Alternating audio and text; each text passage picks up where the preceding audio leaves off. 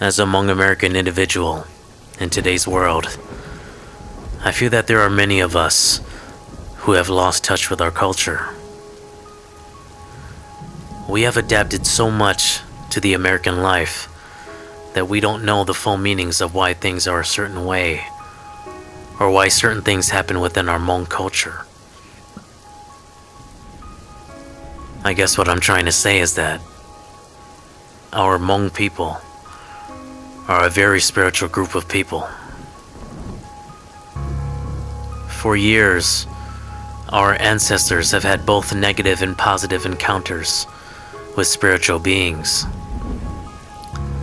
But then we soon discovered the practice of shamanism as a form of religion for protection to help us rid of these evil spirits. However, with so many positive resources and practices our people have obtained over the years, there are consequences that can come of these things if you are careless.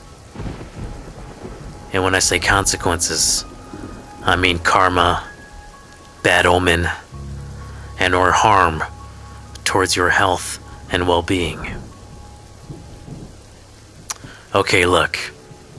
This all may sound a bit confusing, explaining it in English, but I will try my best to get my point across. The story in which I will be telling you tonight is regarding a practice that our people performs at a funeral home when one is sending the deceased into the underworld. During this practice, the man, who is generally a younger man in many cases, acts as, I guess you can say, a guide, and he plays a Hmong instrument known as the qeng, or in Hmong, da qeng, to help bring the dead on a journey to cross over to the other side. The song that the man plays helps the spirit of the deceased find their way to the gates. A strong-willed person with great confidence is a preferred candidate for this job. And I say this because if you're not strong enough mentally to play this song all the way through with confidence, you could possibly lose your soul or spirit in the process due to fear. Or as we say in Hmong, what do you think, what do you bumple? And in our culture, once you lose your soul or spirit, you will soon become very ill. You will need a seasoned shaman to help you retrieve your spirit back from the underworld to return you back to good health. But in my story here, I'll talk about what can also happen if you are careless with this practice. So, many years back, we had this uncle in our family who had a very frightening experience while practicing this instrument, daqeng, at home. To give you a brief description of this uncle, he was a very confident man. He knew the ins and outs of the Hmong culture, but at the same time, he was very competitive and naive. You would normally see him at family gatherings, outsmarting and challenging others in drinking games when someone said or did something wrong. He was a sharp guy overall, and few doubted him. He was this way because he was the oldest in his family and had a big name to live up to. That was because his father was a well-known shaman within our clan and even the Hmong community.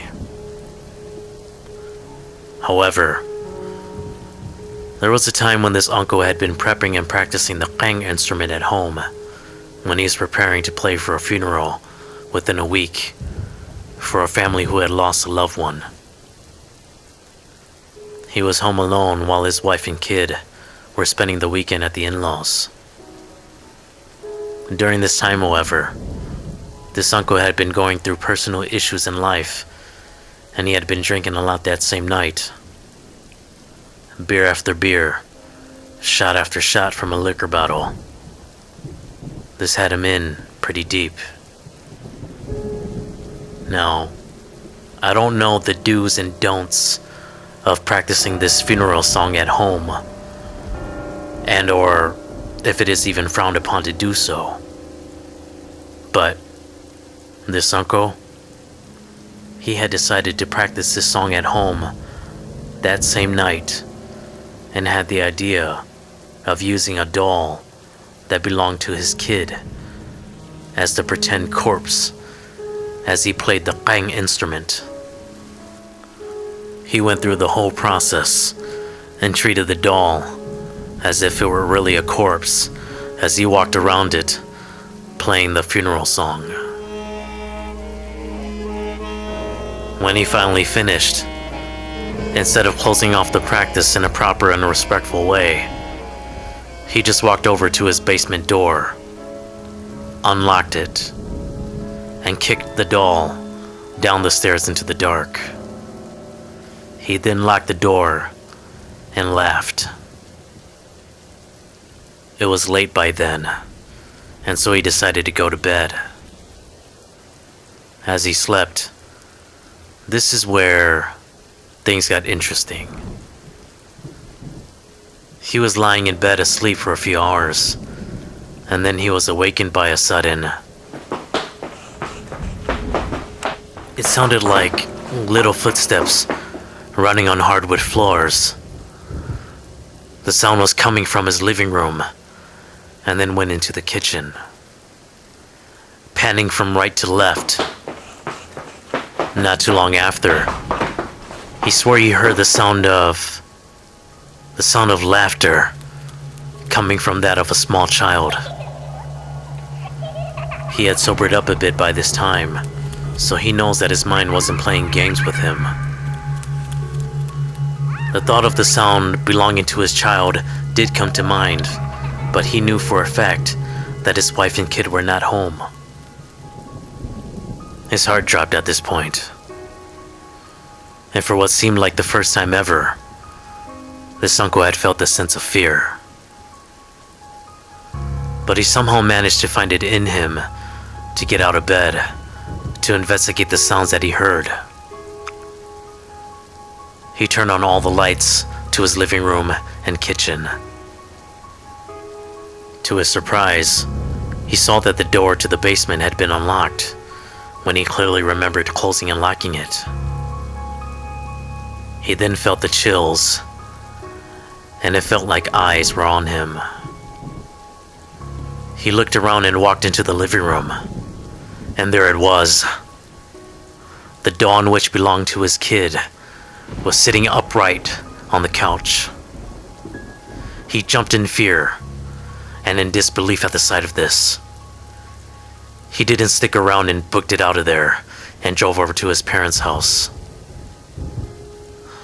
Ashamed, but with no choice, he had told his father what he had done and what took place.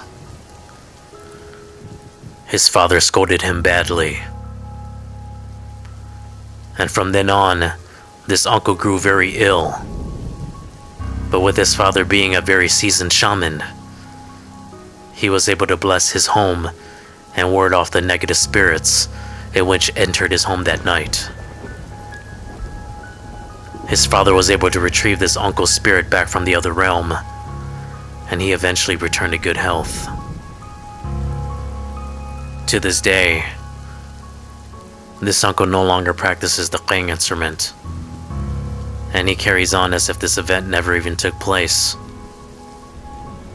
But some of the relatives still laugh and joke about this incident with him at our gatherings while drinking. But when this occurs, he would just stop smiling and then just walk into the other room in silence.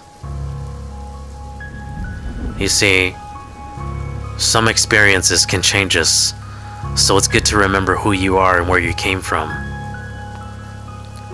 These spirits, these demons, they are not to be taken lightly, and they are not to be played with, and they possess a power much more than what we are aware of, as humans. So please be careful when you are practicing our old ways, because again, there can be negative backlash if you are careless.